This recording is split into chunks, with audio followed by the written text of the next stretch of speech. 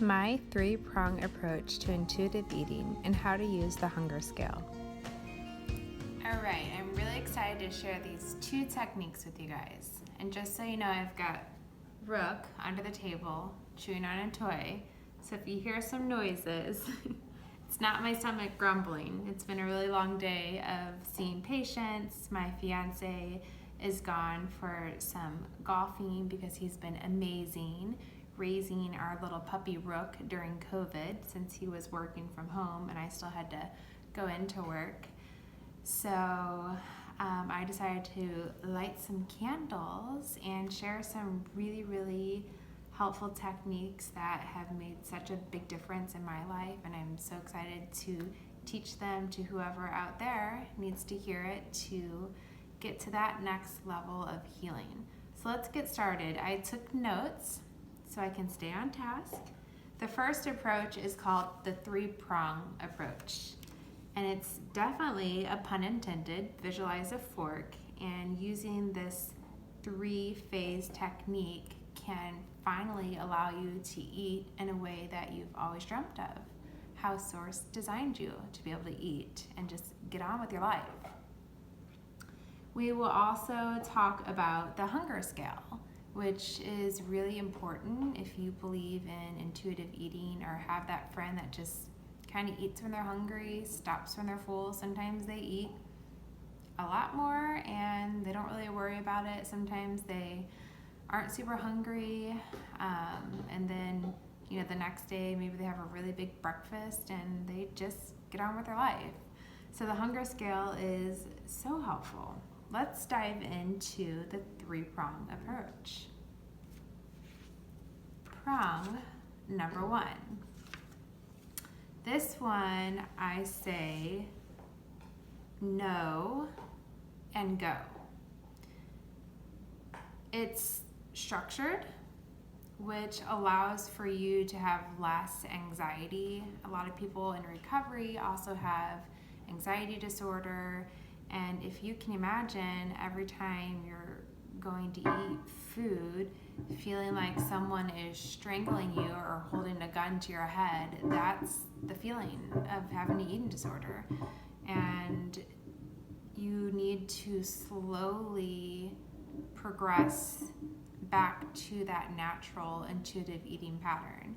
So what you can do is you can practice the no and go phase, or prong number one, where you have a structured meal plan, and maybe a dietitian works with you, or maybe you just kind of sit down with yourself and you write down what you know you feel comfortable with. You love these foods. They're well balanced, because this phase you also need to re-nourish your body. Anytime someone is coming back from eating disorder, a lot of times you've malnourished yourself, you've restricted certain foods, and you've actually kind of self-abused. But hopefully kind of most people don't know better, because if you know better, you do better. If you understand what your body needs to be fit and naturally just shine through in a healthy, elegant, energetic way, then if you know better, you do better. So I say no, learn what your body truly needs to just function the way that Source designed it to. And then you just go, okay? So don't allow yourself to have time to sit, analyze, let those negative emotions come through, because in this phase it might be too overwhelming, and we want to get some ground, we want to get some healing happening. So work with a professional or sit down with yourself if you're at that level, and just write down if it's 3 meals and a snack, if it's 3 meals, or if it's 3 meals and 2 snacks, wherever you are, where you're needing to get that consistent nourishment back into your body. And this will help start to restore your hunger and satiety signals in your body, because your body trusts you again. It says, oh my gosh, she's finally giving me consistently those vegetables, the protein, those fatty acids, the sugar, and all of those beautiful nutrients that we eat and recreate our skin, our hair, make our eyes vibrant. Ugh, like my puppy's eyes are the most gorgeous blue lagoon color. And just when I pour her a bowl of food, and sometimes I give her coconut oil or I give her peanut butter, and she jumps around like a crazy maniac. She's so excited for her food, right? The opposite of someone recovering from an eating disorder that's like, oh my gosh, I feel like someone's holding a gun to my head and I can't breathe. Watch someone that doesn't struggle with the eating disorder, how excited they get for that beautiful blend of nutrition in front of them. Or a dog, right? And it can inspire you, it can give you a little boost of, if they can do it, I think I can do it. Know and go. Get the structure, make it be synergistically well balanced, like God designed your body to receive nutrition, and then just go to the next part of your day. Let's give a couple examples. Let's say that where you are is 3 meals and a snack. You work with a dietitian. Your planned breakfast might be a bowl of oatmeal with some almonds, some fresh berries, a drizzle of honey, and a hard-boiled egg. So you wake up and you say, I know this is what my body needs, and I actually like these foods. I feel safe with these foods, so I don't have much anxiety. So you create the meal, you sit down, you eat it, and you don't think too much. You don't want to feel too much, because that might take away from this opportunity of healing. You just want to know this is enough, know this is healthy, it's honoring you, and then I'm going to go on to the next part of my day. If that's, I'm going to go take my dogs for a walk. That's the next joy in my day. And then here comes lunchtime. So lunch might be a whole wheat wrap with some vegetables inside, some chicken, some mayonnaise, and an apple. And you know this is a well-balanced meal. I enjoy it. So you sit down, you eat your meal, you try not to think too much, don't allow any negative feelings in, just honoring that this is beautiful, it's created for just what you need, and then go on to the next step of your day. Maybe it's a project you're working on at work and you're so excited to be able to be the person to contribute your energy to give back to your team. And then let's say there is a snack that's built in.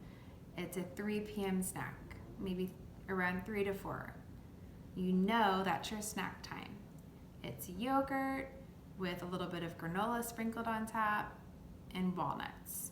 So same thing, you know it's perfect for what your body is needing. You have a professional that's trained in this, so you can trust their judgment that they're helping you in your recovery journey.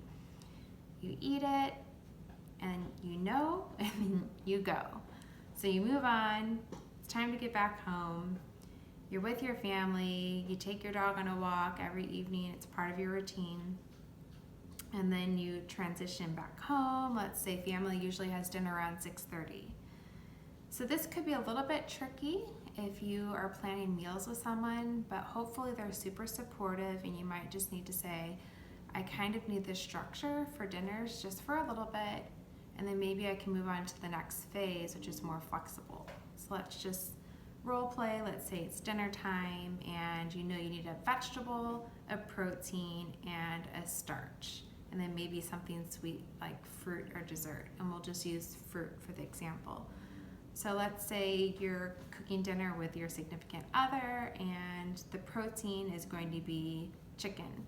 So you know that there's a certain portion size that you'll need to restore your body. So let's just use the plate method. So 1/4 of your plate will be your protein. It's grilled chicken for the night. And then the other 1/4 of your plate needs to be a whole grain. So let's say brown rice you feel comfortable with, or let's say a sweet potato. So that's a 1/4 of the plate. So a medium scoop of brown rice or a medium sweet potato. And then you want to have a larger portion of vegetable. So let's just say it's a side salad, and you feel comfortable with kind of a low-fat balsamic vinaigrette dressing. Excellent. And then after dinner, you have a little portion of fresh fruit. So maybe it's just a small cup if you have a favorite dish that makes you feel comfortable, and it's in a way planned. I don't want to use the word measured, but it's planned for what your body needs. And then you know you're good. It's perfect for where I am, for my team that's supporting my healing, and I can just go. And then you transition with your family into the living room and you watch a favorite movie. And you don't have to think about it anymore. Your body just gets to rest. Your mind gets to rest. So that's prong 1, know and go. The next step is prong 2. Know and flow. Who doesn't like to flow? It's similar to prong number 1, except it allows for some more reflection on how you're feeling around the food choices and some flexibility within that prior routine. I'll give you a couple examples. So you were doing in the previous example, breakfast, lunch, PM snack, and dinner.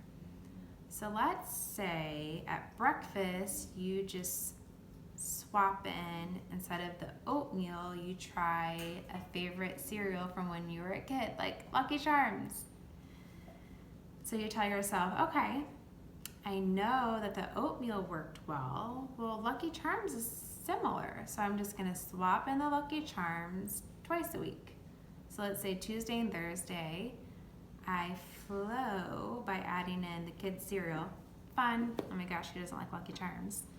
But I keep the other components the same. So I still have the egg, I still have some nuts and some fresh fruit. And then at lunch, maybe you also swap something. Let's say instead of doing the wrap, you do a potato, so that's the starch, but you still keep the chicken and you have your side salad or your vegetable, and then you have a small portion of fruit. So it's still that structure that's well balanced, that beautiful blend of synergy so your body feels satisfied, but now you allow some feelings to come in. So maybe as you're eating, you check in with yourself. Gosh, it was a really stressful day at work. Why am I stressed out? Am I carrying that stress into this meal? And am I trying to soothe myself with this food to cover up that stress? And maybe you can pause and just reflect on the stress, write it down, and then go back to the meal and just be present and be more peaceful at that meal. And then moving on to that PM snack, okay, if you were doing the yogurt with granola and walnuts, maybe you want to try peanut butter. So you know that the peanuts or the walnuts would be kind of similar to nut butter. So you swap in the peanut butter. And then you can bring some awareness to how you're feeling. Are you starting to feel anxiety? Oh my gosh, I'm not so sure about this peanut butter. Maybe it's too much. I know the walnuts. Well, then you kind of sit with those feelings and self-soothe. There's nothing to be worried about. This is a different fatty acid, and it actually makes my hair and my skin silky, more moisturized. Fatty acids are pretty cool like that. So you start to bring in those emotions and you start to self-soothe. And then transitioning to dinner, maybe instead of always doing fruit after dinner, you try substituting dessert twice a week. Let's say Tuesday, Thursday, instead of doing a small cup of fruit, you might cut out a small square of brownie and put it into that same little dish that you felt comfortable enjoying the fruit after dinner, but now you swap in the brownie, or it might be a square cut of cheesecake, and you allow yourself to feel your emotions during that meal. Are you like excited? Oh my gosh, I'm so excited. Yeah, who doesn't love a good brownie? And do I feel comfortable with that love and that excitement? And if not, why aren't you allowing yourself to feel respect and pleasure that that brownie would provide during that meal? Why is that wrong or right? So starting to have those conversations with yourself. That is the know and flow. So flow can also be kind of just flexibility built into that prong number 2. Stay tuned for part 2. We'll discuss prong